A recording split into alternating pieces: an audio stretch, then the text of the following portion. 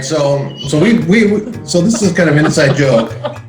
This is for our viewing audience here. The first time. I don't know which wine it was. The first time you were talking about Barnyard, I thought you were for real, like no. You were serious. And then Lou was like, later he's like, oh, that was a joke. I was like, oh my gosh, because I kept going, oh, you mean like mineral? Like, I don't know what you're talking about. So the barnyard smell is supposed to be a wine fault,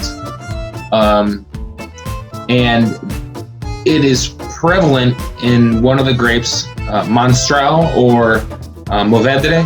It's the same name for two different grapes. Monstral is the Spanish. The same grape, two different names. Same grape, two different names.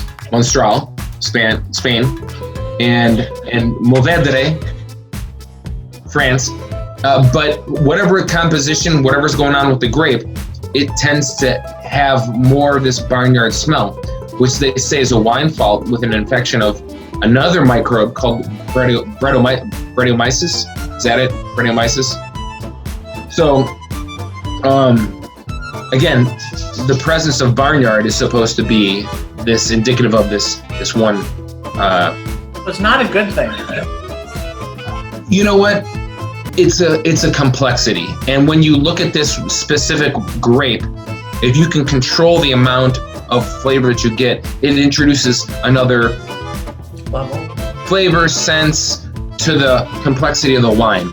If it's overwhelming, then of course it's bad. But if you can get like hints of it to throw you to like really make you think and try and figure out what the different flavors are and how they come together, and hopefully it complements as well. But it's interesting that it's really indicative of one specific grape. That one grape has the propensity to have that flaw, and if you can control it and just bring a little bit out, it's considered very impressive. But then some people don't know what it is and can't control it, and it can really ruin the flavor of an otherwise good wine.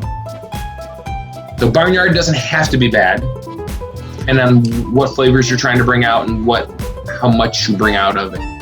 And also, does it seem like then from what I understand, those grapes like Mourvedre, and I can't recall what the other one was, those are like blending grapes. Like you don't see like a single varietal of that, or is that just because it's not popular in America, or like? Yeah, it's a good point. It's a really good question. So it's not really popular in America.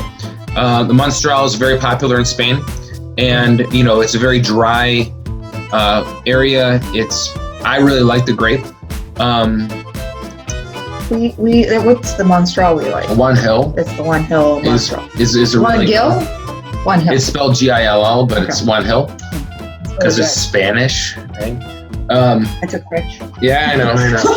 But when you get into France, it's a little cooler, it's a little more finicky, and so they usually use it as a blending grape into. I think we talked about it the last session when we did Syrah, the GSM, Grenache, Syrah, Mourvedre, but also I believe the Mourvedre is found in the French. What's the French one? Châteauneuf-du-Pape. Sure. Châteauneuf-du-Pape. Yeah.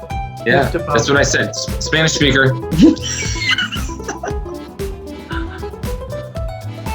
Latvian. I mean, they're close. We'll split the difference. It's right in the middle. Europe. Europe.